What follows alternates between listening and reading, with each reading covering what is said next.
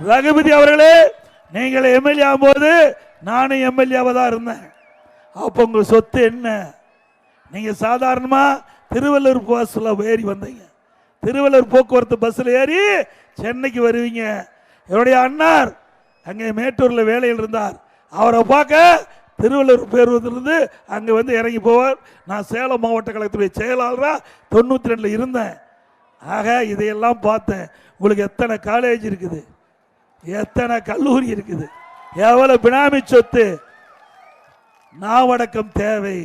இருந்தால் சக்கரம் சுத்திட்டு இருக்குது, கீழரக சக்கரம் மேல வரும்.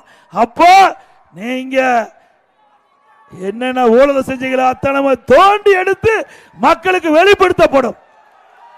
பண்ணலாம்ல? இவருக்கு எப்படி காலேஜ் வரும்? நீங்களும் தான் எவ்வளவு உழவு உழைக்கிறீங்க, மேல வர முடியுதா? தினம் குடும்பம் நடத்துறதே பெரிய கஷ்டம். இவருக்கு என்ன பணம் காய்க்கிற மரமா வச்சிருக்காரு? இவ்வளவு பெரிய ஊழல் செஞ்சுட்டு நம்ம மீது பழி போடுறார். திரு ரகுபதி அவர்களே, நீங்க அடிமை சாசனம் எழுதி கொடுத்துட்டீங்க. அது மட்டும் இல்ல, உங்க டிபார்ட்மெண்ட் இன்னைக்கு உங்க டிபார்ட்மெண்ட்ல இன்னைக்கு பல்வேறு ஊழல் நடப்பதாக செய்தி வந்துகிட்டு இருக்குது. இன்னைக்கு மைன்ஸ் டிபார்ட்மெண்ட் அவர்கிட்ட தான் இருக்குது.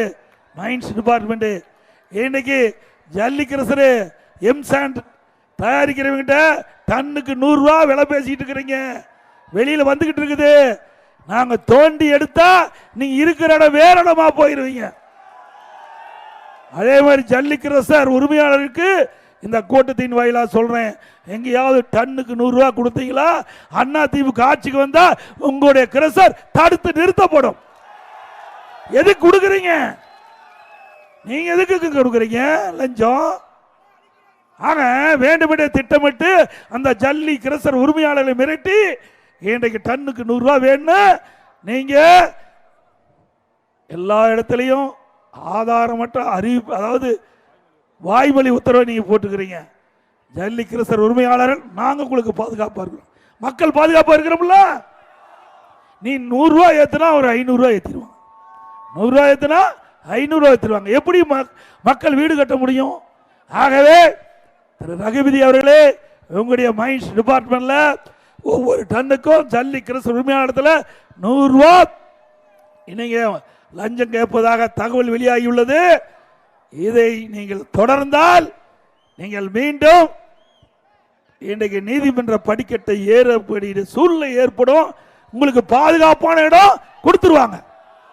அது எந்த இடமே நீங்களே முடிவு பண்ணீங்க. இன்னும் மிரட்டுறாராம். ஜல்லி உரிமையாளர்லாம் கூப்பிட்டு நான் டோன் விட்டு அளவு செய்யணும். ஏன் உங்க ஆளுகள்லாம் கிரசர் நடத்துறாங்களா, நாங்க டோன் விட்டு அளக்க முடியாதா? எங்களுக்கு டோன் விட தெரியாதா, அளக்க தெரியாதா? திரு ரகுபதி அவர்களே, மத்திய அரசு இருக்குது, மறந்துடாதீங்க. இது மாநில அரசு, மத்திய அரசு இருக்குது, எல்லாம் பார்த்துக்கிட்டு தான் இருக்கிறாங்க. நீங்க எந்தெந்த துறையில லஞ்சம் வாங்குறான்னு அவர் வாட்ச் பண்ணிட்டு தான் இருக்கிறாங்க. ஆக வேண்டுமென்றே திட்டமிட்டு அந்த ஜல்லி உரிமையாளர்களை மிரட்டி ஒரு டன்னுக்கு 100 ரூபா வாங்கின்ற அதை மறந்துடுங்க. அப்படி ஏதாவது முற்பட்டா அண்ணா திமுக மக்களோடு துணையோடு இதை தடுத்து நிறுத்தும் என்பதை நேரத்தில் தெரிவிக்கின்றேன். பிளே ஸ்டோர் மற்றும் ஆப் ஸ்டோரில் இருந்து பாலிமர் செயலியை QR கோடு மூலம் பதிவிறக்கம் செய்யுங்கள். செய்திகளை உடனுக்குடன் பெறுங்கள்.